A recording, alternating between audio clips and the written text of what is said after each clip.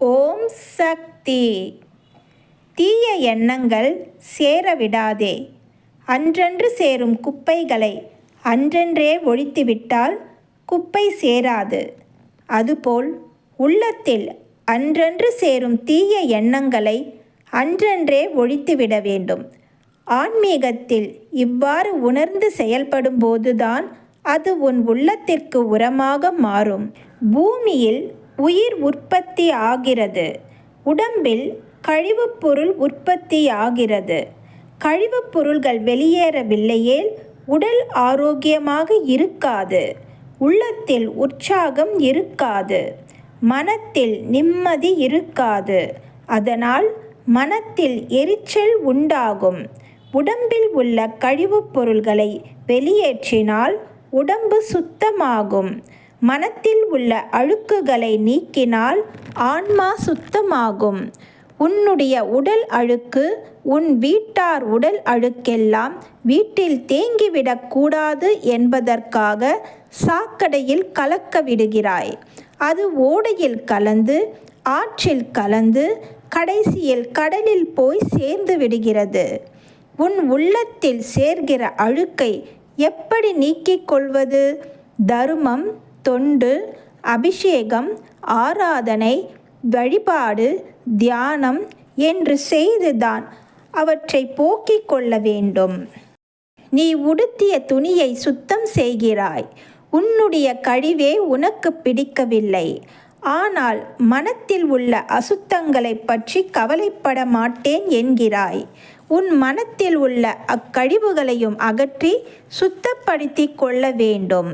ஒரு குடம் பாலுக்கு ஒரு துளி விஷம் போதும் என்பது பழமொழி. பாலை கெடுக்க ஒரு குடம் விஷம் தேவையில்லை, ஒரு துளி விஷம் போதும்.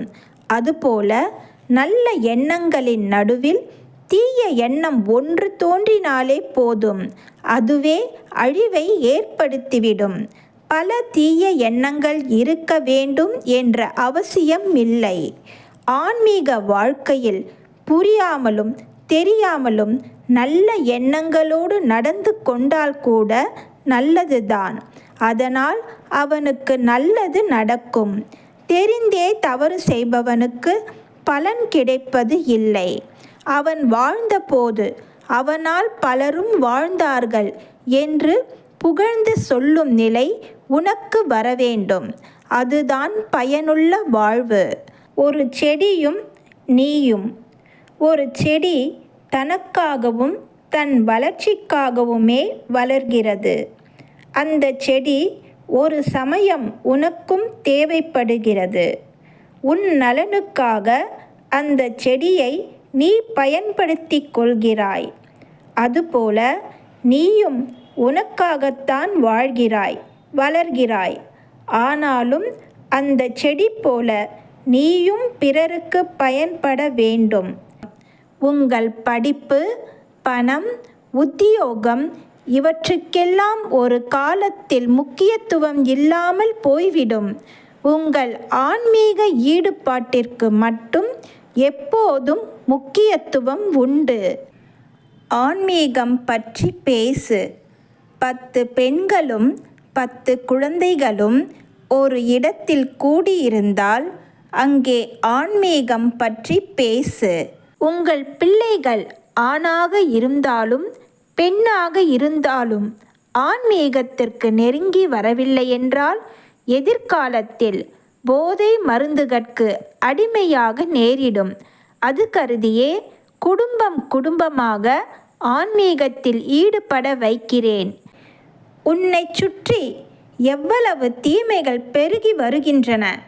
கண்ணால் பார்க்கிற தீமைகள், காதால் கேட்கிற தீமைகள், புத்தகங்களில் படிக்கிற தீமைகள், இத்தகைய தீமைகள் அனைத்தும் உனக்கு வரக்கூடாது என்பதற்காகத்தான் உன்னை ஆன்மீகத்தில் ஈடுபடச் சொல்கிறேன்.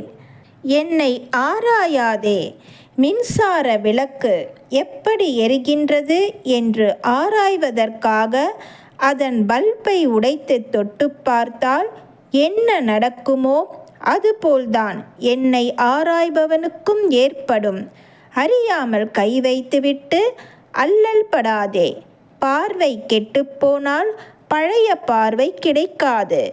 அருள் கொடு, அமைதி கொடு என்று கேள். நஞ்சை விளையாவிட்டால் கஞ்சிக்கே வழியில்லை. மழை கொடு, செழுமை கொடு என்று கேள். உலகத்தை அழிவிலிருந்து காப்பாற்ற எவ்வளவுக்கெவ்வளவு பெண்கள் ஆன்மீகத்தில் ஈடுபடுகிறார்களோ அவ்வளவுக்கவ்வளவு உலகம் அழிவுகளிலிருந்து காப்பாற்றப்படுகிறது என்பதை மறக்கக்கூடாது. பெண்களை வெறும் விளையாட்டு கருவிகளாகவோ போதைப் பொருளாகவோ கருதக்கூடாது. அவர்களை தெய்வமாகவும் தாயாகவும் கருது. வெளிநாட்டிலுள்ள பசுவும் கன்றும் கூட அம்மா என்றுதான் கத்துகின்றன. அம்மா என்ற அந்த சொல் தாய்ப்பாசத்தை குறிக்கும். அன்னையின் அருள்வாக்கு.